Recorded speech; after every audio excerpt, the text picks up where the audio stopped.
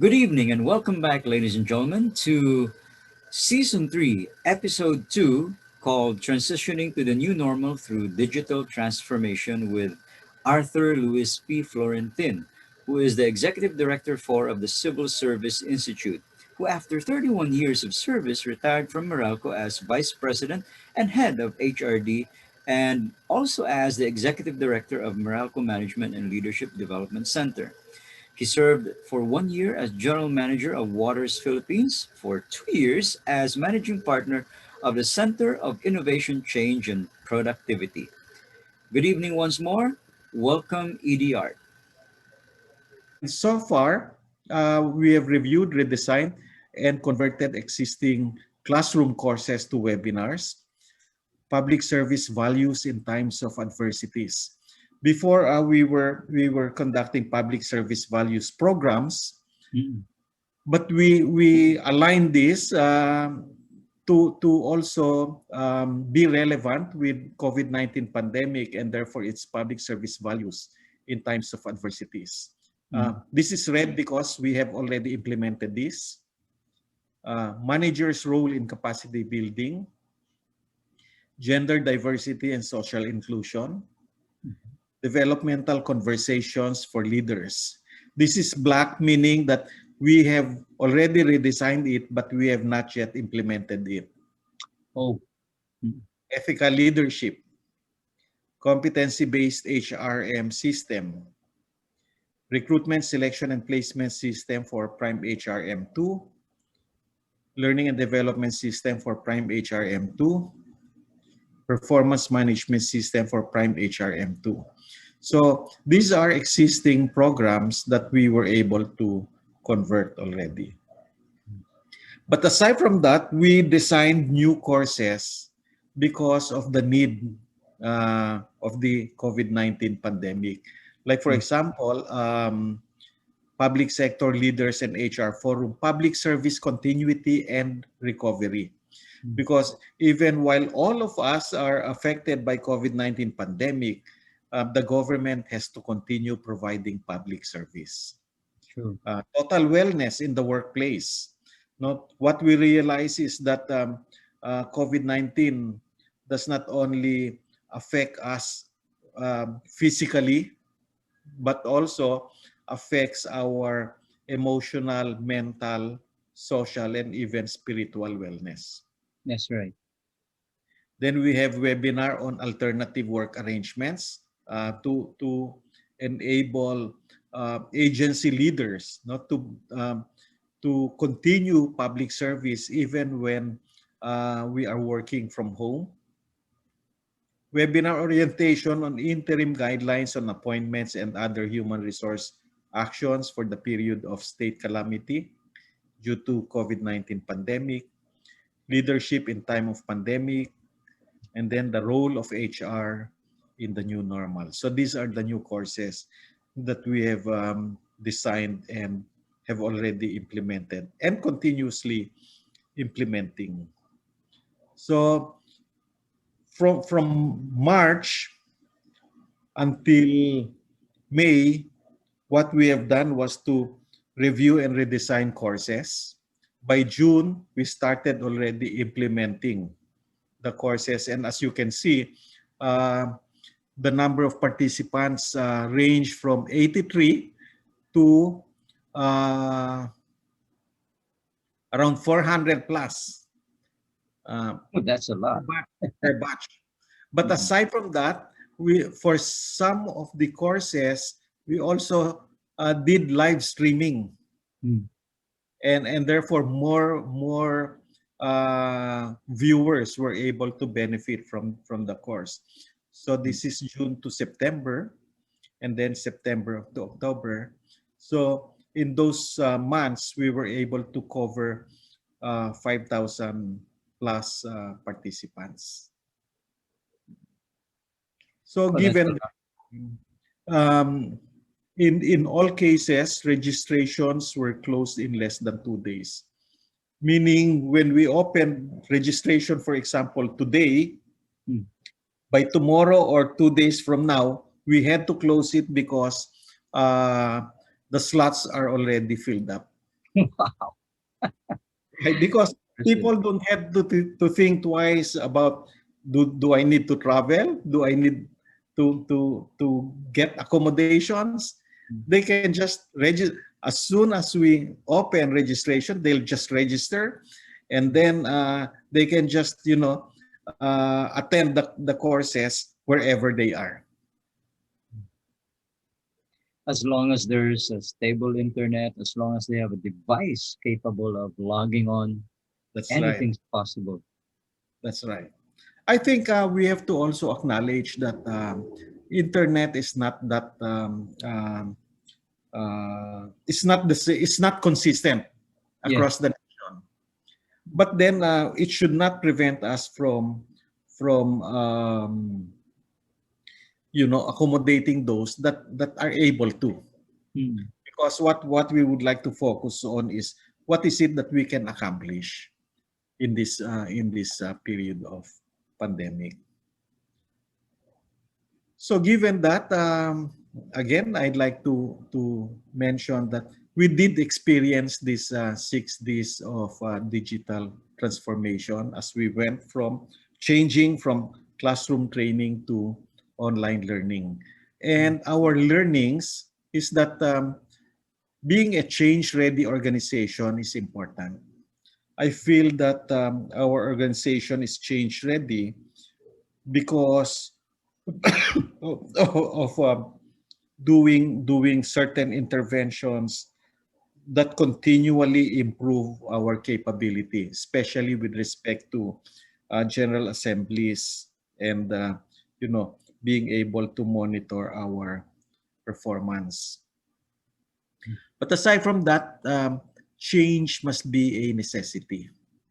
We wanted the change even much earlier, 2 years before, but it did not happen as we wanted to. But because of the disruption of COVID-19, then it became a necessity. Digital operation is best integrated.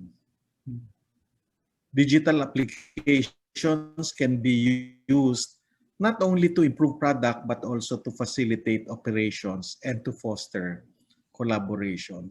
What we realized is that initially we were thinking of online learning as a product. But as we shifted to online learning, we realized that we also need to change what we've been doing, and the digital applications enabled us to collaborate more and even um, simplified and streamlined our our processes. There is a need to take a look at the big picture. Now that we should not just think of individual interventions, but we should take a look at the whole picture. And that is why the business model canvas that I mentioned earlier is very important, because it helps integrate the application of digital interventions for the whole process. So that's it. Whoa. Um, I do have a few questions, because the topic that you brought up is very, very fascinating, and I'm sure a lot of our viewers out there would want me to ask these questions. Like, for example, ED art, considering how it appears that the new normal or the pandemic has also brought with it silver linings. I mean, there have been some benefits that we are now enjoying because of it. As you said, it's easier to get people to register and it's quickly filled up. But I have a feeling that some of our viewers may be wondering, how do you deal with training that has traditionally been more effective live? For instance, uh, team building. Um, what's been your experience with things like those that are usually done live? Well, we're thinking that it might not be effective because uh, it's more difficult to engage participants. Like for example, if we're doing online learning now, what we Mm. can just see is the face, Yeah. and and therefore we lose some of the non-verbal cues. Mm, mm, Okay, but if we take a look at the different digital applications that are available, it's possible to engage an employees or engage participants using polls, using um, whiteboard, using breakout rooms. So yes. it's still possible. What we realize is it's still possible to engage participants, Mm, and not only to give lecture, but to enable them to participate and even take actions. In mm, fact, we have divided our programs into two, what we call the synchronous and the asynchronous. mm, Because for the synchronous, it's the discussions, but for the asynchronous, it's the assignments where yes. they can actually apply what they learned and then submit. And when they submit, they can compare their submissions and also learn from each other. Wonderful. How does blended learning fit into the overall picture? Because these days it's so hard to define the line between work time and family time. Work-life balance has taken on a totally new meaning now. So, Mhm. when, when we give assignments, we wonder somehow at the back of our minds, are they doing it or are they busy cooking dinner? Um, Well, we need to focus on outputs yeah. rather than on activities. Mm, Um, for as long as they're able to produce the output, the assumption is there were activities that were done. But what we can also do is to assess the outputs mm. and see if the quality of the output already indicates what has been learned from the program. One of the challenges that I'm sure you must have overcome already is the administrative demands of all of these systems because if we had like a training database during the days of analog and live training and now we're shifting over to digital, has that made it somehow easier to create and maintain the database, or has that simply required a new way of thinking of organizing and deploying it? Well, the learning management system can uh, maintain a database, and because a database is maintained, then we can take a look at our participants on a um, longer period rather Mm, than per program. They register now, we see them now, but later on we don't see them because of the learning management system. Their profiles are in our database, and mm, therefore we will know if they are continually learning, mm. or if they're not as active in learning. So we can also take a look at that. Wonderful. And I guess there is an entire ecosystem that exists within your continuum. I mean, Phil Jeps is there, and then external accredited suppliers are there, as well as the agencies that do need this training do Yes. coordinate with you. Um, as we end our episode for tonight, what words would you like to share as parting thoughts for those who may either be thinking about helping the CSI with its initiatives or of availing themselves of the continuous learning? Well, sometimes we feel that technology is something that uh, we're not used to. Mm, But I think what we need to do is to experiment, to try mm, it out. Because as we experiment, we'll see that we're gaining more benefits, no? And therefore we can become more confident in shifting towards digital applications and the use of technology. mm, Sometimes what's preventing us from shifting is our own thoughts that we might not be capable to really use technology. So mm. the best way is to just experiment. Indeed.